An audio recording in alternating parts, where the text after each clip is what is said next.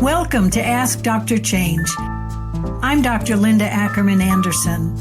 I'm happy to have you join me today to explore how to seriously up-level your leadership and consulting to transformational changes, all through conscious change leadership. Welcome. Today's episode is an important one about what kind of change consultant are you? How can you rethink your role and the way in which you deliver your services? This is not about the content, the subject matter of what you consult to. It's about how you go about doing your consulting in a changed circumstance. So who's included in the change consulting bucket today? There's project management, change management, organization development and design, agile, quality, lean, Six Sigma. You can probably add a few labels to the list. Almost all of these influence the process of change, how change takes place. That's important. There are also content consultants, experts in a certain arena of perhaps structure or business technology or business systems, IT, or industry verticals, healthcare, insurance, finance, manufacturing, defense, on and on and on. My intent today is to have you step back and reflect as you listen as I describe a variety of dynamics that affect the value and power of our consulting. I want you to reflect on the services you provide, your current way of delivering, your level of influence with your leaders, the quality of your relationships, the outcomes you achieve, the purpose of your consulting. The questions you'll be thinking about today are, do you want to change your way of working? If you're not fully satisfied with it, how could you raise your level of satisfaction? Does your style work for you? Does it work for your clients? All of this is at play today. My intent is for you to actually step back and consider the softer side, not the hard content side, but the softer side of how you go about delivering your services. In all of these roles, there are two perspectives or levels of focus, strategic and tactical. In the strategic realm, those of us who consult at a strategic level, we're focused on the big picture. We're focused on what's best for the whole, whether it's the whole organization, the whole portfolio, the whole initiative, the whole department. We're always looking for how to leverage what's happening, the work that's being done, the resources being applied to it. We are frequently involved in high-level process design at a strategic level. What are the major things that have to take place over a period of time? How do we influence that? Again, at a macro level, not a tactical, detailed level. Strategic consultants often set up conditions for success for a major transformation or a major initiative. We observe, we monitor, we give feedback. Perhaps we identify needs for course correction. Strategic consultants may also be teachers, maybe coaches. We're always strategic advisors to senior leaders. So strategic consultants are typically positioned with the leaders because of the level of influence we have over both the process and the outcome. So that's many ways of describing strategic in our perspective about consulting. Now, tactical. These are the folks that are involved with the detailed action planning, the tactical project plans. Perhaps the tactical consultants are also involved in data analytics, checklists, tools. Tactical consultants are the doers, the pairs of hands producing deliverables for a change effort and frequently managing the plan as it is rolling out, not at a strategic level, but at a tactical level, at an action level. So both strategic and tactical are needed. One's not better than the other. They have different levels of influence. They're different perspectives. So I would have you think about how are you positioning yourself as your both selling your services and branding your services and how you are known or what you're being asked for by your clients, strategic level influence or tactical support. Now, I want to also describe different style differences for consultants. There's control and there's facilitate. If your orientation, your consulting style is more in the control bucket, these are the folks that are very actively planning, managing, often telling the client what's needed, giving answers, setting mandates. They're the experts because they have depth of knowledge of the content or the process. And so they come across as the expert. They're checking for quality. They're evaluating. They're consistently looking for what's in line, what's out of line, and how do they recreate what needs to happen so that they are back in control. Frequently, leaders like the controlling orientation because they want to know that their change efforts are in control. Now, a different orientation is to be a facilitative consultant. These are the folks that support leaders and team members to accomplish their work. They don't do the work. They're not the doers. They support them. They facilitate. They organize conversations. They organize meetings. They set up conditions for success. They design and move the process along. And so they're supporting the right work to get done. They may coach. They may enlighten or teach. They certainly guide. They can lay out options. They ask questions that educate, that add insight to what's needed to go on. They are support people, but influential support people because they're orchestrating what is happening, what needs to happen so that the clients or the team members can fulfill their responsibilities. These are facilitative consultants. Again, what is your style and is it working for you? It might be a combination of the two. It's just important to be conscious about how you deliver your services. Now, I want to also give us a contrast of the quality of your relationships with your clients or the leaders that you serve. This is an interesting one. What I want to share here is true for both internal consultants and external consultants. And what I'm going to talk about has as much to do with your client's mindset, what they're hiring you for, and how they want to be in relationship with you, has as much influence as how you hold yourself and sell yourself. So the two contrasts here, are you a vendor or a partner?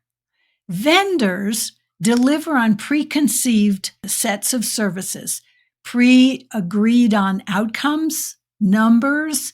They commit to shared agreement on budget, deadlines, metrics. They are serving their leaders who are out there. They're separate from them. They're in service to them. These are oriented to being of service against what has previously been agreed to. Does this quality of relationship feel good to you? If this is you, if you're a vendor, you hold yourself as a vendor. Is it easy? Is there pressure? Is there urgency? Does it narrow your focus on what's needed because you've committed to a certain outcome or a certain set of goals, and that's all that you're focusing on? These are interesting dynamics to consider from a vendor mindset. Now, as a partner, this is a very different paradigm. Partners work in partnership, work together with their clients to estimate budget, timelines, resources. They renegotiate as information emerges because you can't really be locked in, especially if your changes are transformational. You can't really be locked in because nothing is predetermined. It's emergent and needs to be recognized and orchestrated as it shows up. So a partnership relationship is far more conducive to leading transformational change. Partners share greater candor, truth-telling, especially if they recognize issues that need course correction, concerns, insights, mistakes. Each side of the partnership, you and your client, agree to learn from what's going on, recognize, tell the truth of what's going well, what may not be going well, what issues are happening, what challenges are we having. These are things that we work on together. So you don't have to be the one with all the answers in a partnership. What you do is identify what work is needed, look at the information that's showing up in any set of circumstances, and set up a mutual conversation to figure it out with your client as you go. Now, how does this feel being a partner? Certainly, there has to be more trust in the relationship, more freedom to say what's really happening, what you're truly observing, and your orientation to what you focus on is much broader than as a vendor who's obligated to a set of agreements. So as a partner, you have a much broader perspective on anything that might show up that might be of value to the transformation.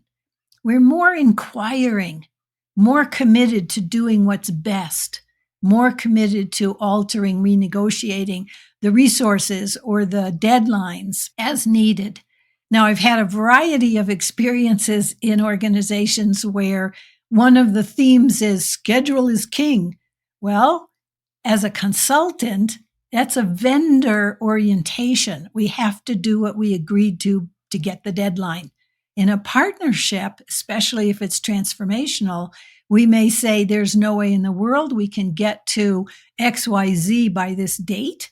So let's figure out what the work that's required, absolutely essential, how quickly we can get it done. How do we remove barriers to it so that we can proceed as best possible to get the highest level outcome?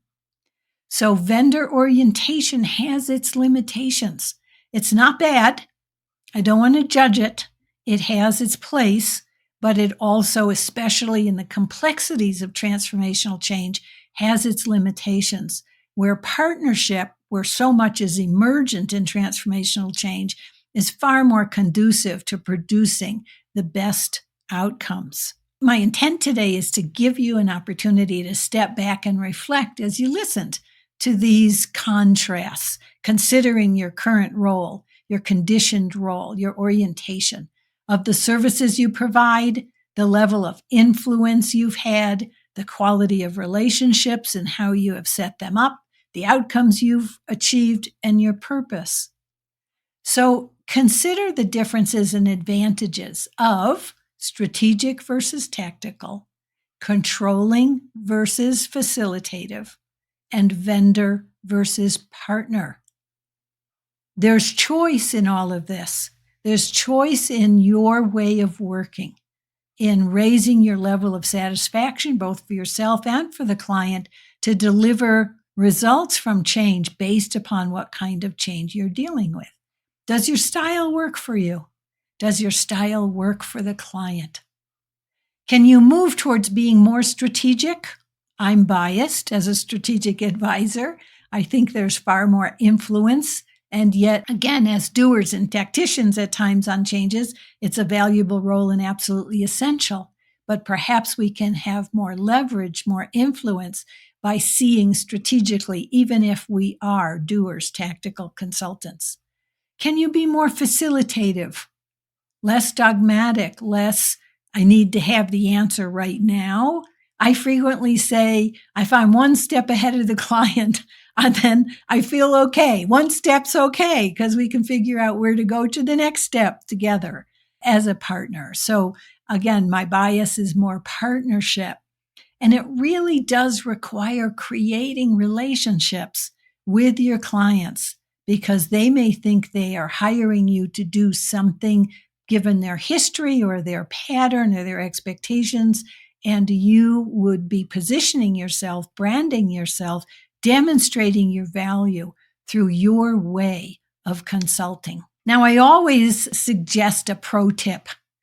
And my pro tip for you today, given our topic, is to imagine how to alter your current role and the value you provide.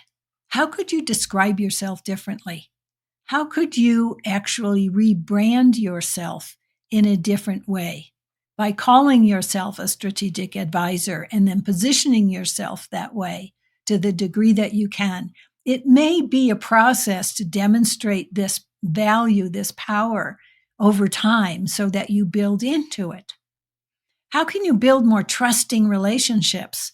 One of the things I have always found is that I see things that my teammates or my clients, the leaders that I'm serving, don't see. And so how can I position what I want to share with them to build trust because I see something they don't see? My purpose is to help them see what they don't see.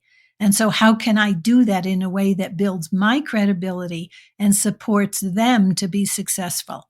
Always in the context of your client being successful. So how can you build trusting, more candid relationships to do that? How can you demonstrate more strategic capability, seeing high leverage, big picture information and guidance so that the leaders themselves are seeing a broader perspective rather than, are we going to meet the deadline? There are many, many, many dynamics at play. How can you reference them, position them, educate your leaders about them so the leaders themselves see a higher leverage, more strategic perspective? And how can you work in a way that shapes the change process? This is incredibly important.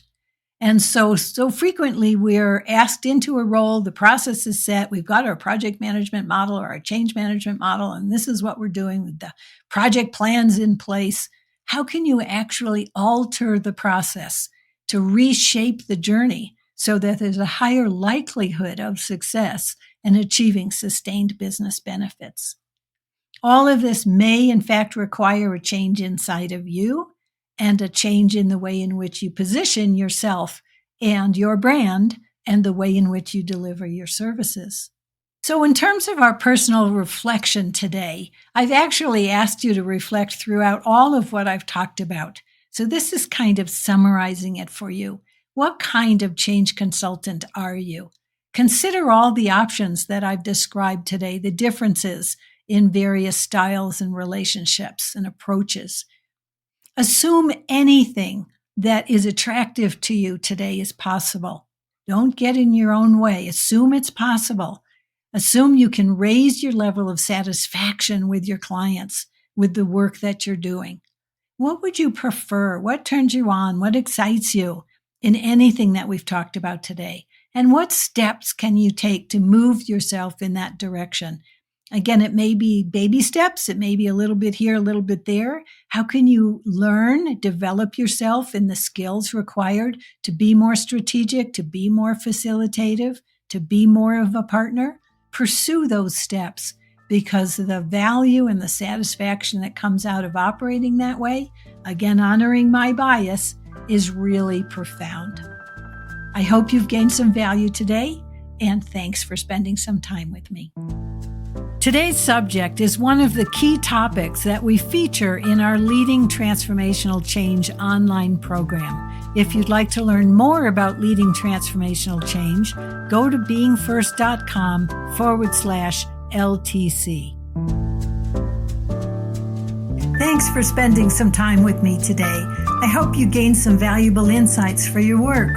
Please send me your questions and challenges by going to askdrchange.com.